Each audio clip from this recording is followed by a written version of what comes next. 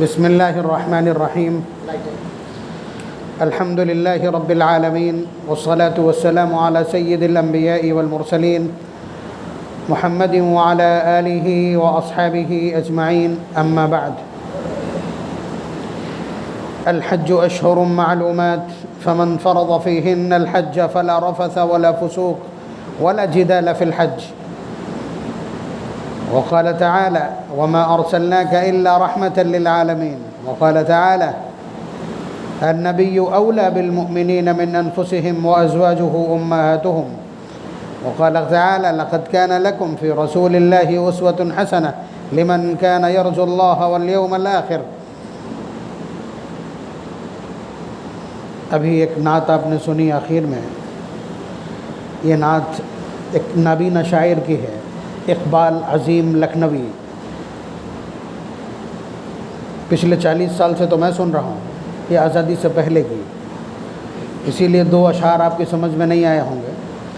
بصارت کھو گئی لیکن بصیرت تو سلامت ہے. بصارت کہتے ہیں آنکھ کی روشنی کو، بصیرت کہتے ہیں دل کے ادراک کو.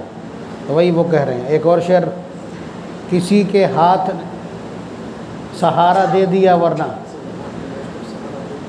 یعنی ہاتھ پکڑ کر کے کسی نے مدینے کی گلیوں میں گھما دیا، ورنہ کہاں ان پیچیدہ راہوں میں ہمارے لیے جانا آسان ہوتا. اتنی شاندار نعت ہے مدینے جانے والوں کے لیے. حضرت مولانا ابرار الحق صاحب پچھلی نصف صدی کی اتر پردیش کی عظیم ترین شخصیت، وہ جس وقت باقاعدہ میرے خیال 30 سے زائد حج کے سفر کیے انہوں نے، جب وہ گاڑی پہ سوار ہو جاتے تھے تو پھر ایک اچھے مترنم آواز والے شاعر سے کہتے تھے کہ وہ اس نعت کو گنگنا دے. اس لیے کہ سمجھنے میں تھوڑی دشواری اس لیے ہو رہی ہوگی کہ یہ اس وقت کی کہی ہوئی ہے جب ہندوستان کی زبان فارسی تھی، سرکاری زبان فارسی تھی. تو اس لیے اس کا جتنا بھی قافیہ ہے، اشعار کا جتنا قافیہ، یعنی آخری لفظ لغزیدہ لغزیدہ، لرزیدہ لرزیدہ، شوریدہ شوریدہ، دزدیدہ دزدیدہ، یہ سب فارسی کے الفاظ ہیں، فارسی کی آبجیکٹیو فارم ہے. تو بہرحال بہت اہمیت کی حامل آپ اس وقت جس مجلس میں ہیں، یہ برادر مکرم اور اس شہر فتح گڑھ کے قدیم ترین اماموں میں سے ایک محترم جناب حافظ ظہور صاحب کے سفر حج کی تقریب ہے.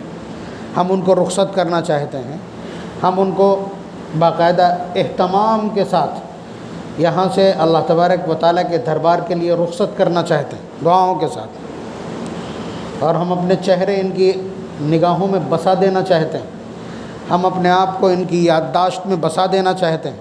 بات بالکل صاف ہے، کل جب یہ حرم کے اندر داخل ہو جائیں گے یا جناب محمد الرسول اللہ صلی اللہ علیہ وسلم کی بارگاہ میں حاضر ہو جائیں گے تو حضور کے قریب جب یہ بیٹھے ہوں گے تو وہ جنت ہے. نبی اکرم صلی اللہ علیہ وسلم کی بالکل جیسے اس طرح ہے، یہ روضہ اقدس ہے، جیسے یہ والی کھڑکیاں ہیں، یہ روضہ اقدس ہے اور یہ ممبر ہے. اتنا جو ایریا بنتا ہے اسکوائر، اس کو ریاض الجنہ کہتے ہیں. ریاض الجنہ کہتے ہیں جنت کی کیاری. یہ کوئی استعارہ اور تشبیہ نہیں، یعنی بطور مثال کہہ دیا گیا ہو کہ بہت ویل ڈیکوریٹڈ ہے، ویل مینٹین ہے، اس لیے کہہ دیا ہو کہ جنت جیسا لگتا ہے. نہیں، نبی اکرم صلی اللہ علیہ وسلم کے الفاظ ما بین قبری و ممبری روضۃ من ریاض الجنہ، کہ میرے ممبر اور میری قبر کے بیچ کا جو علاقہ ہے یہ جنت کی ایک کیاری ہے. باقاعدہ اس کو پوٹ کیا جائے گا، جنت جہاں بھی ہو اس کو پوٹ کیا جائے گا، اس حصے کو اٹھا کے وہاں رکھ دیا جائے گا. اس لیے ابھی پہلی نعت میں جو الفاظ آپ نے سنے ہیں اس میں بھی جنت کا تذکرہ ہے کہ وہ جنت ہے. جو شخص وہاں بیٹھا ہے وہ اگر قسم کھا کے کہہ دے کہ میں جنت دیکھ کے آیا ہوں، جنت میں بیٹھ کے آیا ہوں، تو ہنس نہیں ہوگا. بات سمجھ رہے ہیں؟ وہ دعویٰ کر سکتا ہے کہ میں نے جنت دیکھی ہے، یا میں جنت میں گیا ہوں، یا میں جنت میں بیٹھا ہوں. اسی لیے شعراء تشبیہ دیتے ہیں کہ نبی اکرم صلی اللہ علیہ وسلم اپنی قبر اطہر میں زندہ ہیں، اس لیے کہ وہ علاقہ جنت ہے اور جنت میں مردے نہیں جاتے ہیں. یہ استعارہ استعمال کیا شاعر نے. شاعر نے یہ استعارہ استعمال کیا ہے باقاعدہ۔ تو بہرحال ایک امام صاحب کو اللہ تبارک و تعالیٰ نے اپنی بارگاہ میں آنے کا بلاوا دیا ہے۔ کم از کم یہاں موجود لوگ تو یہ سمجھ لیں، یا جہاں تک ریکارڈنگ کے تعلق سے میری گفتگو پہنچے گی وہ لوگ بھی یہ سمجھ لیں کہ اللہ تبارک و تعالیٰ کی بارگاہ میں حاضری یہاں یا وہاں حج کے لیے جانا، یا نبی رحمت صلی اللہ علیہ وسلم کے قدموں میں جب عیسائی کا موقع ملنا، یہ اللہ تبارک و تعالیٰ کی عنایت پر منحصر ہے، دولت اور اسباب پر نہیں۔ یہ تو اس مجلس میں کنفرم ہو جانا چاہیے، ورنہ حافظ ظہور صاحب 4-5 ہزار روپے تنخواہ، ٹھیک ہے، اس کے بعد دن بھر دوڑ کر کے دروازے جا کر کے ٹیوشن پڑھا کر کے اپنے گھر کا خرچ اطمینان سے چلا پانا یا بچوں کی تعلیم کا انتظام کر پانا، کیا اس میں علاج تک کی تو گنجائش نہیں ہے؟ اتنے ایکسپینسو جرنی ہے ٹور کے لیے کہاں سے پیسہ ہو سکتا ہے؟ بات سمجھ رہے ہیں آپ؟ بہت دو ٹوک ہے، ویو بہت کلیئر ہے کہ اللہ تبارک و تعالیٰ کی عنایت اس کے پیچھے ہے۔ کتنے دن سجدے میں سر ڈال کر کے اللہ تعالیٰ سے مانگا ہوگا کہ مولا در دکھلا دیجئے اپنا۔ بھائی 15 سال کی عمر سے لے کر یہ 55 سال کی عمر تک 40 سال سے تو یہ کر ہی رہے ہوں گے، اس لیے کہ یہ ایک ایسا خواب ہے جو ہر مومن کے دل میں بستا ہے، یہ ایسا خواب ہے جو ہر مومن کی نگاہیں دیکھتی ہیں۔ اب کب کس کا خواب کلک کر جاتا ہے، کب کس کی دعا مستجاب لمحات میں کلک ہو جاتی ہے، یہ اللہ تبارک و تعالیٰ کی اپنی عنایت اور منشا اور جستجو کرنے والے کی اپنی تڑپ کا حصہ ہے۔ تو یہ بات کم از کم یہاں کلیئر ہے کہ اللہ تبارک و تعالیٰ کی بارگاہ میں جانا، جیسا کہ مجھ فقیر کے سلسلے میں بھی یہ کہا جا سکتا ہے کہ اللہ تبارک ہم لوگوں کے پاس کپڑے سفید آپ کو دکھ رہے ہوں، یہ بیویوں کے ہاتھ کا کمال ہو سکتا ہے، لیکن آپ کو یہ لگتا ہو کہ ان کپڑوں کے پیچھے بہت سارا مال چھپا ہے، تو یہ ممکن نہیں ہے، آپ جانتے ہیں، لیکن اس کے باوجود اللہ تعالیٰ کا بار بار وہاں بلا لینا یہ ان کی عنایت ہے۔ اور ایک بار جو چلا جاتا ہے وہ پھر دوبارہ اس لیے پہنچ جاتا ہے، سلیقہ چاہیے۔ کسی نے غلاف کعبہ پکڑ کر کے کہہ دیا، کسی نے ملتزم میں چمٹ کر کے کہہ دیا، کسی نے عتبہ اور چوکھٹ کو پکڑ کے کہہ دیا، کسی نے مقام ابراہیم پر ہاتھ رکھ کر کے اللہ تبارک و تعالیٰ کو قسم دے دی، اور کسی نے استلام حجر اسود کے وقت کچھ کہہ دیا، کسی نے صفا پہ کچھ کہہ دیا، کسی نے مروہ پہ کچھ کہہ دیا، کسی نے حتیم میں کچھ کہہ دیا، کسی نے میزاب رحمت کے نیچے کچھ کہہ دیا، کسی نے چاہے زمزم کے پاس کھڑے ہو کر کے اپنے مولا کو پکار دیا۔ تو اب بتلائیے کہاں رد کیا جائے گا؟ ایسا دیوانہ جو اس طرح سے جگہ تلاش کر لے مستجاب، تو اللہ تبارک و تعالیٰ بلا ہی لیتے ہیں۔ یہی وجہ ہے کہ ایک گھر کا ایک فرد جب جاتا ہے تو اس کے بعد تانتا بن جاتا ہے عام طور سے، اگر شوق والے لوگ ہوں تو۔ ہم نے دیکھا یہ ہے، وجہ وہی ہے کہ وہاں جا کر کے دعا کرایا ہو۔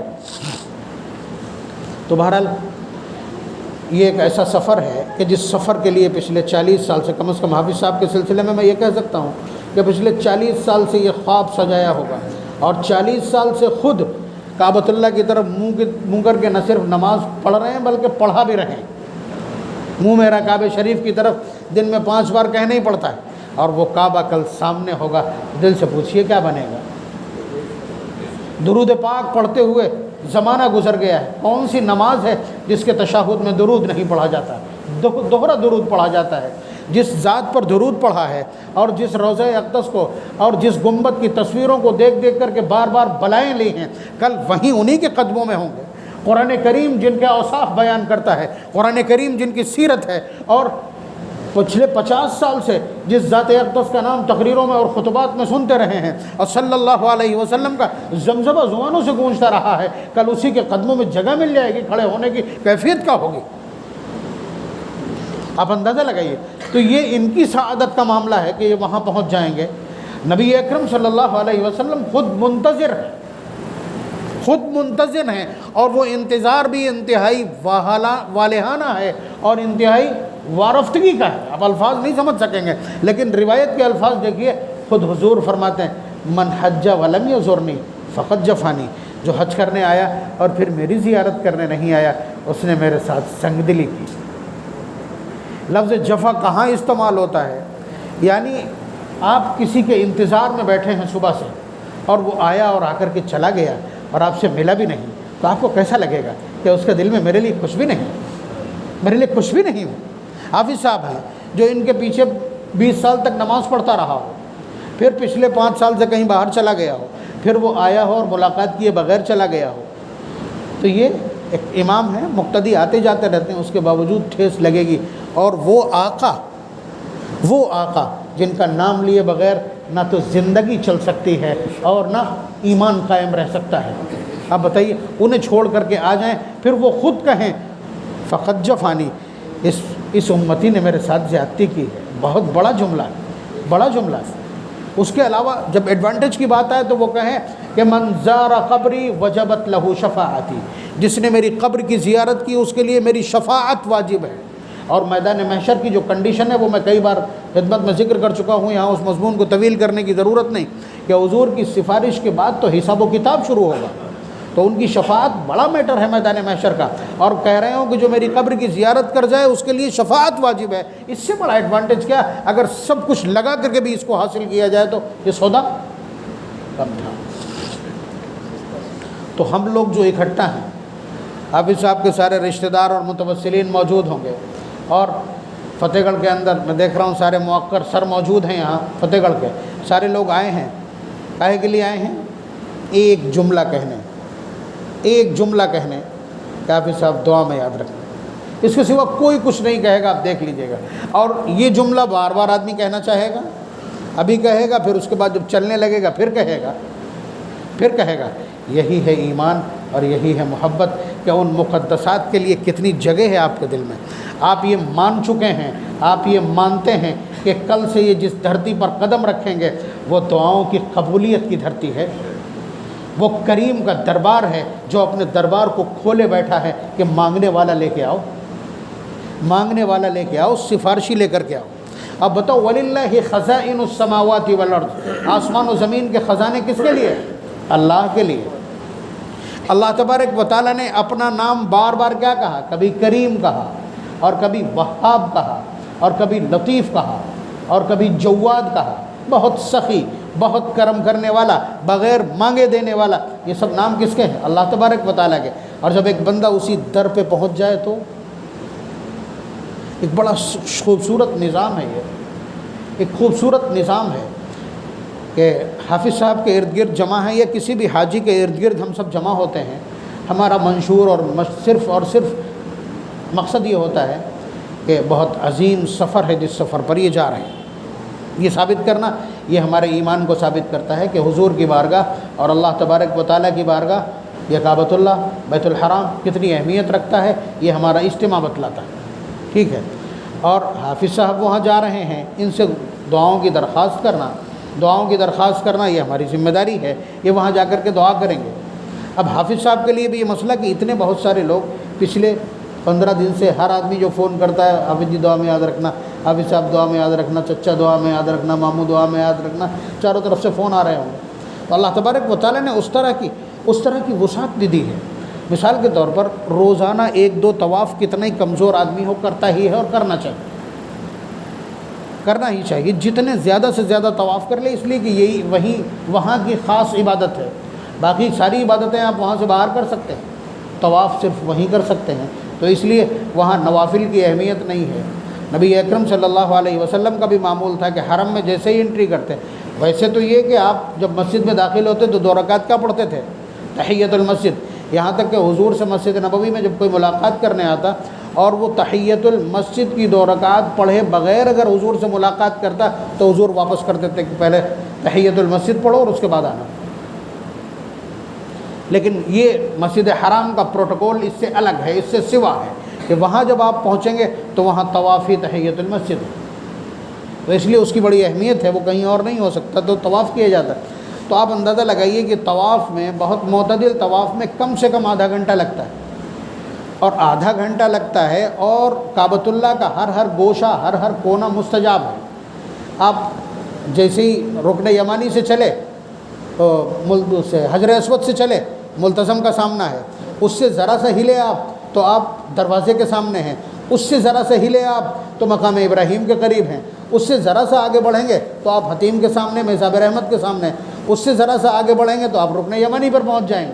تو یہ سارے وہ گوشے ہیں کہ جہاں کھڑا ہونے والا مقبول ہوتا ہے، اللہ تبارک و تعالیٰ کی خاص پناہ میں ہوتا ہے اور ان کی خاص شیڈ میں ہوتا ہے۔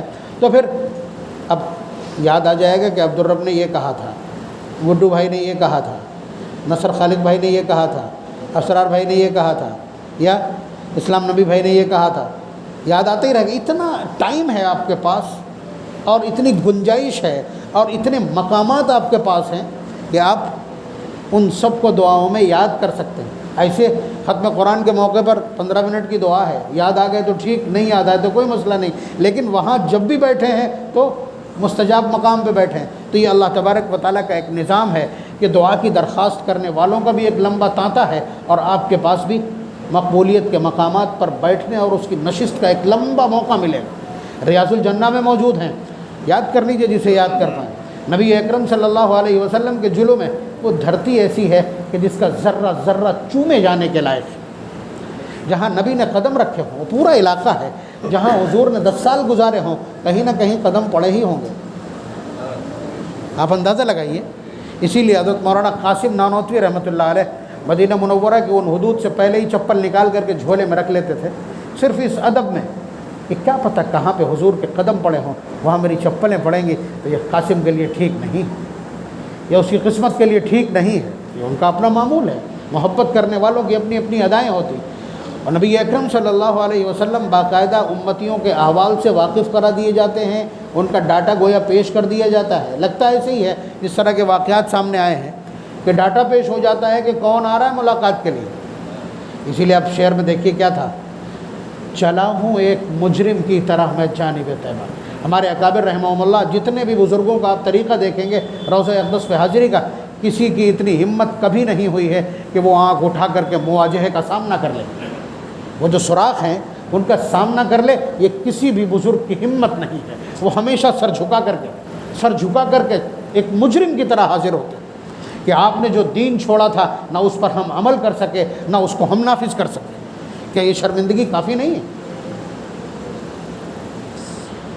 تو بہرحال وہاں حاضری، تو یہ پورا جو اس وقت کی جو مجلس ہے اس کا لیکھا جوکھا یہ ہے، اس کا جو اثر ہے وہ یہی ہے، اس کے جو تقاضے ہیں وہ یہی ہیں، جو چیزیں ہم کو کھینچ لائی ہیں وہ یہی ہیں۔ اس کو اگر ہم یہ کہنا چاہیں کہ اور آدمی جہاں کہیں بھی جاتا ہے تو کوئی نہیں اس کا پیچھا لیتا ہے، کوئی اس کے پیچھے نہیں پڑتا، دعاؤں کی درخواست نہیں کرتا۔ بڑے بڑے مزاروں اور آستانوں پر لوگ جاتے ہیں، کوئی نہیں کہتا، اور بڑی بڑی مساجد کے لیے لوگ جاتے ہیں، کوئی کچھ نہیں کہتا۔ اصل میں ہر چیز ہمارے یہاں نبی اکرم صلی اللہ علیہ وسلم کا کردار طے کرتا ہے۔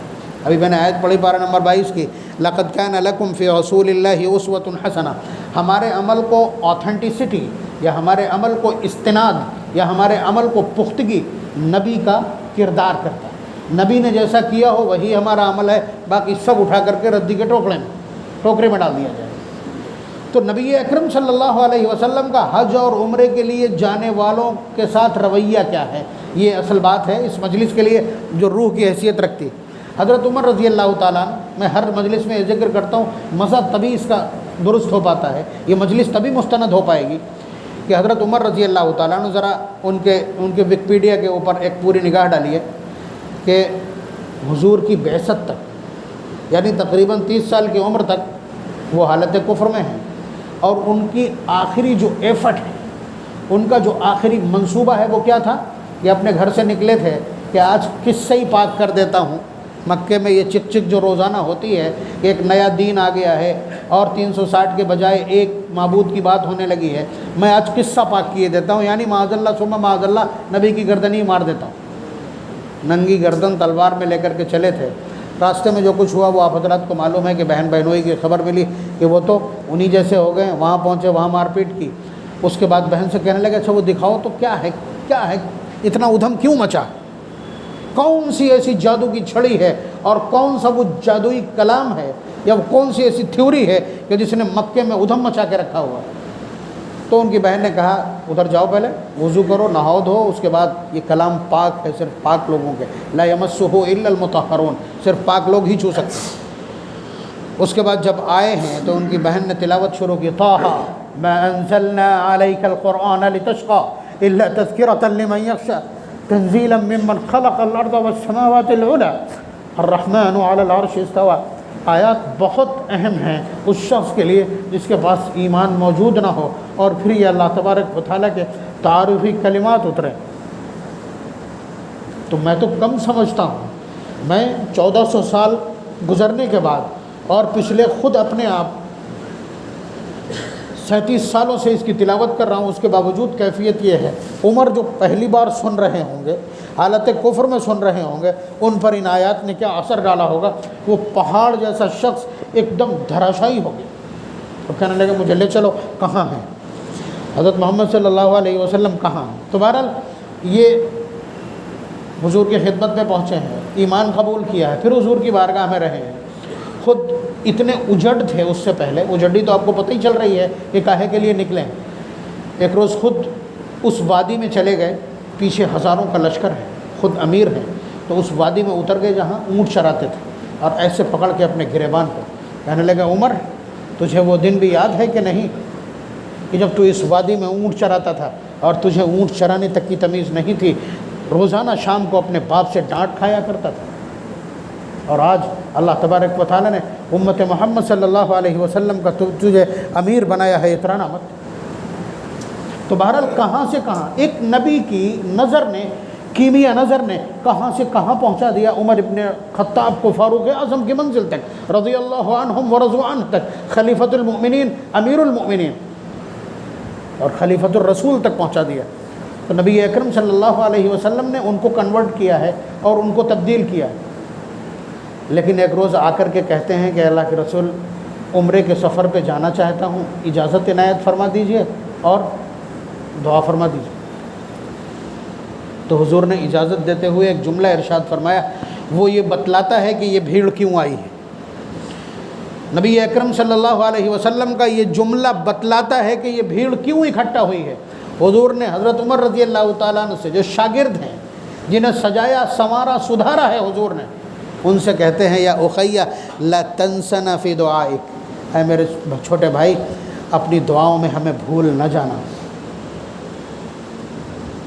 ایک روایت کے الفاظ، دوسری روایت کے الفاظ ہے یا اخیہ اشرکنا فی دعائک، اے میرے بھائی ہمیں اپنی دعاؤں میں یاد رکھنا، شریک رکھنا۔ امام الانبیاء جو 24 گھنٹے اللہ تبارک و تعالیٰ کے رابطے میں، جس کی منشا دعا بن جاتی ہے اور اللہ تبارک و تعالیٰ کی بارگاہ میں سنی جاتی ہے، وہ عمرے کے سفر پر جانے والے اپنے ایک شاگرد، اپنے ایک امتی سے جس کی اکثر عمر حالت کفر میں اور بت پرستی میں گزری ہے، اس سے یہ کہتے ہیں کہ مجھے اپنی دعاؤں میں یاد رکھنا، مجھے اپنی دعاؤں میں شریک رکھنا، مجھے اپنی دعاؤں میں بھول نہ جانا۔ تو امام الانبیاء کا یہ ایٹیٹیوڈ، امام الانبیاء کا یہ رویہ، امام الانبیاء کا سفر عمرہ پر جانے والے اپنے شاگرد کے ساتھ یہ برتاؤ بتلاتا ہے کہ سفر یا عمرے پر جانے والے کی حیثیت اور اہمیت کیا۔ اس لیے دعاؤں کی درخواست کے لیے حاضر ہوتے ہیں کہ حافظ صاحب کو سرخاب کے پر لگ گئے ہیں، اس لیے کہ یہ براہ راست اللہ تبارک و تعالیٰ کے دروازے پر جا رہے ہیں، اللہ تعالیٰ سے مصافحہ کریں گے۔ استلام یہ مصافحے کے قائم مقام ہے، ملتزم کو چمٹنا یہ معانقے کے قائم مقام ہے۔ بات سمجھ رہے ہیں آپ؟ اور اللہ تبارک و تعالیٰ کے گھر کا چکر لگانا بالکل ایسے ہی ہے جیسے کوئی دیوانہ صرف اس لیے گھر کو چکر لگاتا ہے کہ کچھ نہیں دوپٹہ ہی نظر آ جائے گا۔ مطلب یہ میں بالکل نچلے استر پہ لے گیا ہوں تبھی سمجھ میں آئے گا۔ تو بالکل یہی ہے کہ میں دیوانہ وار اپنے رب کے گھر کا طواف کر رہا ہوں، جہاں بھی جیسے بھی مجھے رحمت مل جائے۔ بتائیں وہ کیا چیز مقدس ہے؟ حجر اسود مقدس ہے، ملتزم بابرکت ہے، اور عتبہ پر حاضری ہے، چوکھٹ پر حاضری قابل برکت ہے، یا کعبۃ اللہ کا غلاف پکڑنا باعث سعادت ہے، یا میزاب رحمت کے نیچے کھڑا ہونا باعث عطا و بخشش ہے، یا رکن یمانی باعث برکت ہے۔ مجھے جو کچھ بتلایا جائے میں ایک بار نہیں بار بار چھونے کو تیار ہوں۔ یہ ہے وہ دیوانگی، یہ ہے وہ جنون، اور یہ ہے وہ تڑپ جو اللہ تبارک و تعالیٰ کی رحمت کو بہرحال متوجہ کر دیتی۔ گناہگار ہیں اگر تو ایک دو طواف مغفرت پہ لگے گا، پھر تو وہ لگا لیں گے سینے سے۔ وہ کریموں کے کریم ہے، دروازے پر کریم کی عادت ہوتی ہے، دروازے پر آنے والے سے کچھ نہیں کہتا، دروازے پر آنے والے کو سینے سے لگا ہی لیتا ہے۔ آپ بتا دیجئے کوئی شخص ناراض ہو آپ سے، آپ دروازے پہ پہنچ جائیں اس کے، وہ اندر سے دیکھ لے CCTV پہ، تو تھوڑی دیر تک تو اپنے آپ کو روک سکے گا، مگر بہت دیر تک نہیں روک سکے گا۔ بات سمجھ رہے ہیں آپ؟ یہ اللہ تبارک و تعالیٰ کا در ہے، وہاں حاضری والا، وہاں حاضر ہونے والا بہرحال نوازا جاتا ہے۔ تو حافظ صاحب حج پر تشریف لیے جا رہے ہیں، مکۃ المکرمہ، منا، مزدلفہ، عرفات۔ ہم گزارش کریں گے کہ عرفات کے میدان میں ہم سب کو یاد رکھیں، بلکہ پوری امت کے لیے دعا فرمائیں۔ اسی کو حج کہا جاتا ہے۔ جب وقوف عرفہ ہو جاتا ہے تو پوری دنیا میں خبر پھیلتی ہے حج ہو گیا، حج ہو گیا، یہ خبر پھیل جاتی، حالانکہ ابھی طواف افاضہ باقی ہے، ابھی رمی جمرات باقی ہیں، اور ابھی آپ کو معلوم ہے حلق باقی ہے، ابھی قربانی باقی ہے، اور ابھی سعی باقی، بہت کچھ باقی ہوتا ہے، لیکن وہی بنیادی رکن ہے۔ نبی اکرم صلی اللہ علیہ وسلم کا خود ارشاد یہ ہے کہ عرفہ کے دن سے زیادہ بھاری شیطان پر کوئی دن نہیں ہے۔ بات سمجھ رہے ہیں؟ عرفہ کے دن سے زیادہ بھاری شیطان کے لیے کوئی دن نہیں ہے۔ بہت صاف ستھرا آپ سمجھ سکتے ہیں اس کو، کہ عرفات کے میدان میں ظہر اور عصر ایک ساتھ پڑھنی ہوتی ہے، امام کے لیے پڑھتا ہے وہاں۔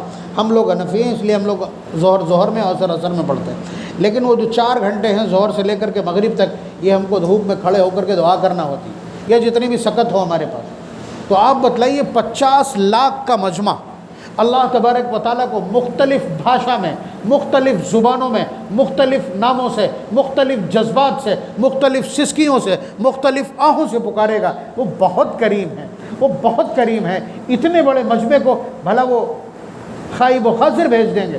اللہ تبارک و تعالیٰ پھر، اور ہر شخص اپنے پاس ایک پورا شیڈیول رکھتا ہے، اپنوں کو نمٹائے گا، پھر اس کے بعد امت پہ آئی جائے گا، امت پہ آئی جائے گا۔ 4 گھنٹے تک اس کے پاس اتنے افراد نہیں ہیں کہ وہ لے چلے، تو پوری امت کی معافی کا وہ دن ہوتا ہے، وہ دن پوری امت کی معافی کا ہوتا ہے۔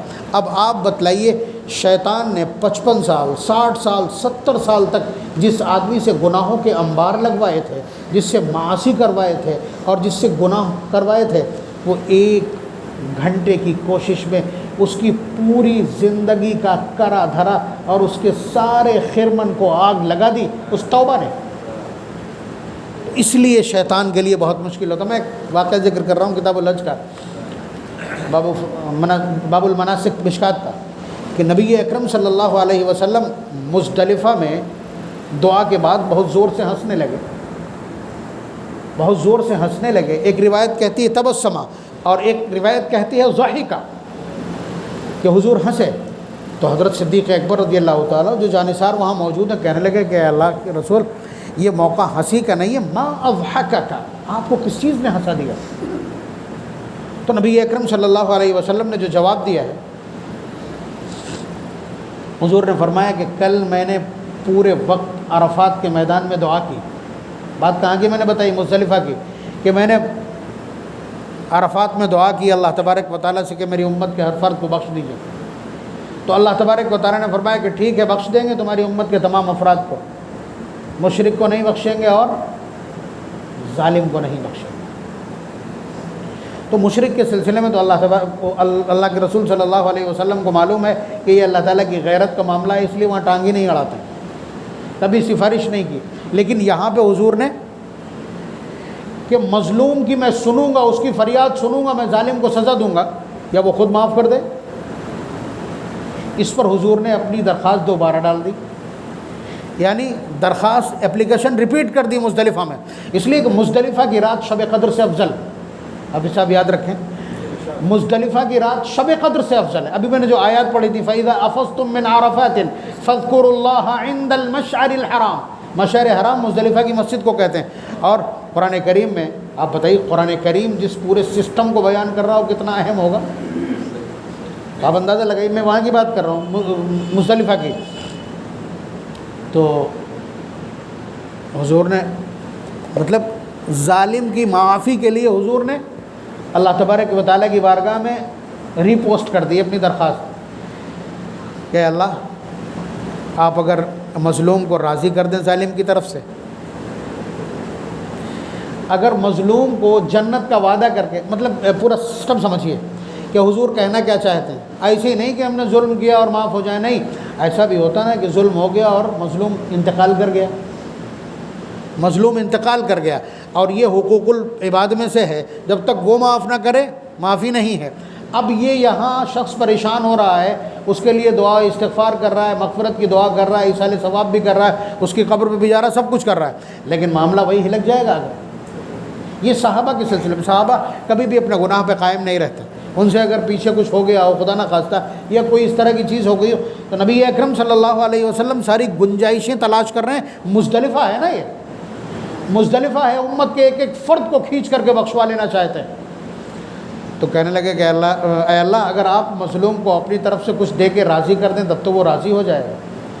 تو اللہ تبارک و تعالیٰ نے اس کو ڈن کر دیا. اللہ تبارک و تعالیٰ نے جیسے ہی اس کو ڈن کیا ہے تو شیطان نے ایسے کر کے مٹی اپنے سر پہ ڈالنا شروع کی ہے. وہیں مزدلفہ میں اس منظر کو دیکھ کر کے حضور ہنسنے لگے. حضور کی ہنسی کی وجہ صحابہ نے پوچھی ہے تو حضور نے بتلایا کہ میں کیوں ہنسا ہوں، اس لیے کہ کل میں عرفات میں لگا رہا اللہ تعالیٰ کی بارگاہ میں اس ایک قضیے کو، اس ایک آرٹیکل کو بدلوانے کے لیے، اور پھر اس کے بعد میں نے آج مزدلفہ میں پوری رات لگا دی ہے. ابھی اللہ تبارک و تعالیٰ نے میری اس درخواست کو قبول کر لیا ہے. اس درخواست کی قبولیت کے بعد شیطان کا رد عمل یہ ہے، اسے دیکھ کے مجھے ہنسی آ گئی. مزدلفہ تو اس لیے جمع ہوتے ہیں لوگ کہ کیا بخشوایا جا سکتا ہے. اللہ تبارک و تعالیٰ کی بارگاہ میں الہا و زاری بہت اچھی لگتی انہیں، کہ کسی ایک چیز کو لے کر کے آپ پڑھ گئے. مثلا کوئی آدمی ہے، کوئی باپ ہے اپنی اولاد کے لیے، تو وہ اسی طرح گڑگڑائے گا اور بار بار ریپیٹ کرے گا. تو یہی وہ موقع ہوتے ہیں جہاں جو کچھ کروانا ہو لگ جائیے آپ، اس لیے کہ وہ بہت کریم ہے. چاہتے ہیں کہ بندہ یہ سوچ کر کے کہ یہ جیسے بچے کو جب کچھ نہیں ملتا تو سر پٹکنے لگتا ہے، آپ ترنت سر پہ ہاتھ لگا لیتے ہیں، پھر آپ کے سارے ہتھیار جواب دے جاتے ہیں. یا جیسے حکومت کا قانون، یہ وہ سب چیزیں اپنی جگہ، لیکن جب وہ ٹنکی کے اوپر چڑھ کر کے اس پہ چھلانگ لگانے کی بات کرتا ہے تو ترنت سنوائی ہو جاتی ہے. تو وہی حال ہے کہ اپنی بے بسی کا اظہار کر رہا، سر رگڑ دیا، مولا تیرے سوا کوئی در نہیں جانتا، میری یہ خواہش ہے، میں پوری کہاں سے کرواؤں گا، میں کس سے کہوں، میں کس سے فریاد کروں، آپ بتا دیجئے. مطلب یہ بے ادبی نہیں ہے، یہی طریقہ ہے آخر کار مانگنے کا. اس لیے میں کوئی در نہیں جانتا، آپ مالک ہیں، آقا ہیں، سب کچھ آپ کے اختیار میں ہے، میں کہاں سے لاؤں گا. میں چاہتا ہوں میری اولاد سعادت مند ہو، میری اولاد سعادت مند ہو، اس سے کبھی کوئی ایسی خطا یا وہ ایسی راہ پر نہ جانے پائے جس سے وہ جہنمی ہو. مجھے ابھی یہ ضمانت عنایت کر دیجیے. لگے رہیے، اب کیا دقت ہے. ان کا دربار ہے، مانگنے سے آبرو نہیں جاتی، مانگنے سے بہت خوش ہوتے ہیں، جتنا ریپیٹ کریں گے اتنا خوش ہوں. الحاح پسند ہے، چیز کو بار بار کہنا اللہ تبارک و تعالیٰ کو پسند ہے. دنیا پریشان ہوتی ہے اس سے ہوا کرے. یہ دنیا کب اللہ تبارک و تعالیٰ کے اخلاق کو یا ان کی وسعتوں کو پہنچے گی. تو بہرحال ہمارے یہاں حاضری حافظ ظہور صاحب کو حج کے لیے باسعادت رخصتی مشایعات یا انہیں سی آف کرنے کے لیے ہے. بس تھوڑی دیر کے لیے ہم لوگ یہ دعا کر دیں کہ اللہ تبارک و تعالیٰ انہیں ان مقدسات تک حفاظت کے ساتھ پہنچا دیں. پھر یہ جب وہاں بادشاہ ہو جائیں گے تو پھر اب ان کی ڈیوٹی شروع ہوگی کہ یہ ہم کو ہر جگہ دعاؤں میں یاد رکھیں. اس بڑی بارگاہ میں، سب سے بڑے آستانے پر، امام الانبیاء کے قدموں میں ہمارا بھی سلام عرض کر دیں. سن لیا جائے گا. سلام پہنچائے جاتے ہیں، سلام پہنچائے جاتے ہیں، سلام سنے جاتے ہیں. اور اتنا اہم ہے یہ معاملہ کہ اگر کوئی کہیں سے بھی سلام پڑھے گا، فرشتوں کی باقاعدہ ٹیم ہے. ان للہ ملائکۃ سیاحین، کہ اللہ تبارک و تعالیٰ نے فرشتوں کی باقاعدہ موبائل ٹیمیں چھوڑی ہوئی ہیں. یبلغوا عنی السلام، کہ وہ میرے لیے جو سلام پڑھے جاتے ہیں ان سب کو مجھ تک پہنچاتے ہیں.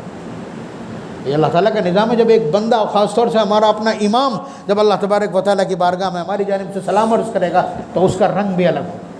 اللہ تبارک و تعالیٰ اس سفر کو بابرکت بنا دے، اس سفر کو بارآور بنا دے، اس سفر کو آسان تر فرما دے، اور اس سفر کو اپنی بارگاہ میں قبول فرما لے. ہم سب یہاں حاضر ہیں اور یہ دعا کرتے ہیں، اور پھر حافظ صاحب کو ہمارے نام، ہماری شکلیں اور ہماری یاد وہاں بنی رہے، تاکہ موقع بموقع ہم سب کو ان کی دعاؤں میں حصہ ملے. اللہ تبارک و تعالیٰ ان کے سفر کو پورے شہر کے لیے نتیجہ خیز اور ثمربار اور بارآور بنائے. الحمد للہ رب العالمین. اللهم صل على سيدنا وعلى آل سيدنا ومولانا محمد وبارك وسلم. يا رب صل وسلم دائما أبدا على حبيبك خير الخلق كلهم. هو الحبيب الذي ترجى شفاعته، هو الحبيب الذي ترجى شفاعته لكل هول من الأهوال مقتحم. يا رب صل وسلم دائما أبدا على حبيبك خير الخلق كلهم. اے اللہ یہ انتہائی مقدس اور بابرکت مجلس ہے جہاں سے ہم اپنے ایک بھائی کو، اپنے ایک ساتھی کو اور اپنے اس مسجد کے امام کو آپ کی بارگاہ میں حج کے لیے اور آپ کے حبیب کی بارگاہ میں سعادتوں کا ذخیرہ اکٹھا کرنے کے لیے یہاں سے بھیج رہے ہیں۔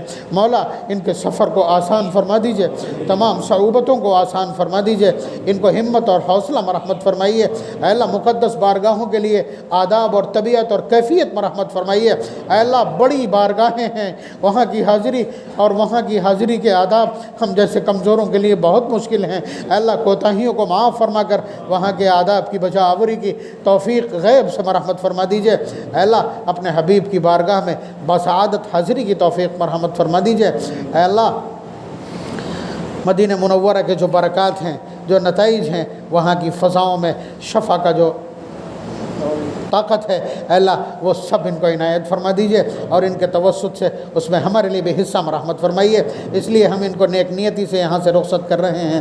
اے اللہ یہ آپ کی بارگاہ میں، آپ کے گھر پر، آپ کے در پر، کبھی استلام میں، کبھی ملتزم پر، کبھی مقام ابراہیم پر، اور کبھی آپ کی چوکھٹ پر، اور کبھی حتیم میں، کبھی میثاق رحمت کے نیچے، کبھی رکن یمانی پر، کبھی صفا پر، کبھی مروہ پر، اے اللہ کبھی چاہے زمزم پر، اے اللہ یہ آپ کی بارگاہ میں دعا کریں گے۔ اے اللہ ان دعاؤں کو قبول بھی فرما لیجئے، ان میں ہمارا حصہ بھی مرحمت فرما دیجئے۔